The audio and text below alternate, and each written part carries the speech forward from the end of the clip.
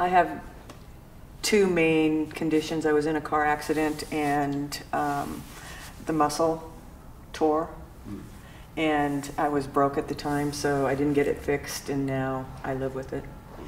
And then I had a 11-pound tumor removed, and they had to remove it. They had to cut from here to here, and they put a plastic thing in there so that they could sew me back up, and so I deal with those pains. I'm pretty stoic during the day. I can deal with pain. Last year I had kidney stones and didn't even really know it because I've learned how to deal with pain during the day. But what medical marijuana does for me is helps me relax in the evening to sleep, so that by the end of the day I'm tense from being stoic and dealing with the pain and need to be able to sleep.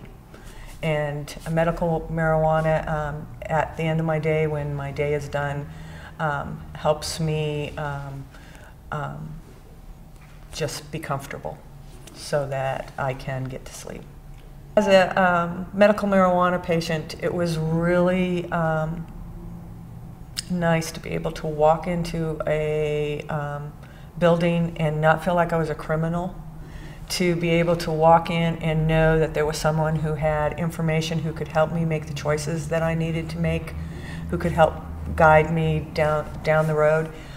It just made me feel normal. And I like that feeling, of feeling normal instead of, oh, well, I've now got to buck the system to find a way to get relief. My background is as an analyst, so I tend to take things apart and put them back together. And one of the things that I've been really working to use is edibles. And none of the edibles have really worked for me. And when I pick up an edible and it doesn't show what's in it or what it is, it's hard, that's difficult for me as a consumer. I want to know what's in that product.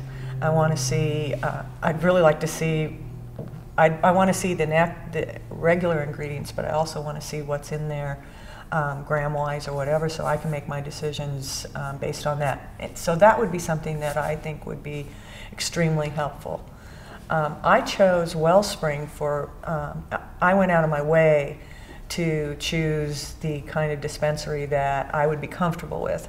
And what I was looking for was someone that wasn't, that they looked legit, that they looked like a pharmacy, that they weren't just trying to sell marijuana. For me, it was important that I have a parking place or an area that I could park that was lit, that and if I went there at night, that I'd have some kind of security to walk me back to my car. Those things were very important to me. And not saying that all dispensaries have to have those things, but my dispensary, that's important for me. I think that the caretakers need to be, that whole definition needs to be defined more.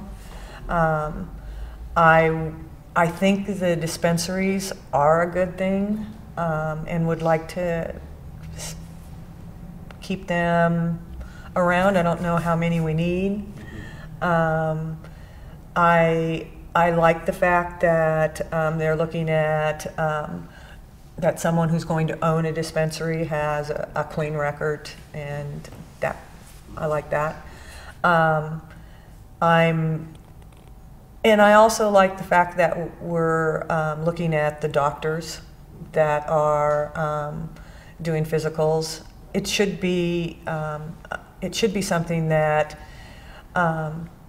people like my mother, who have had decades of propaganda, at least she could live with it.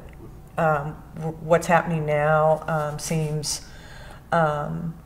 out in the papers and whatever of robberies and whatever, if we can find a way to prevent that as best as possible. So the stigma is one of more of a business that again, that other people who aren't as open to the idea of marijuana would be able to look at it and say, yeah, they're doing it the right way. So I really appreciate the dispensaries that are going and joining together to come up with ways of doing things, so that there are processes and procedures across the board. I think that the politicians are going down a path that will make me, as someone who is probably a little bit older and more conservative, to be more comfortable with the whole process.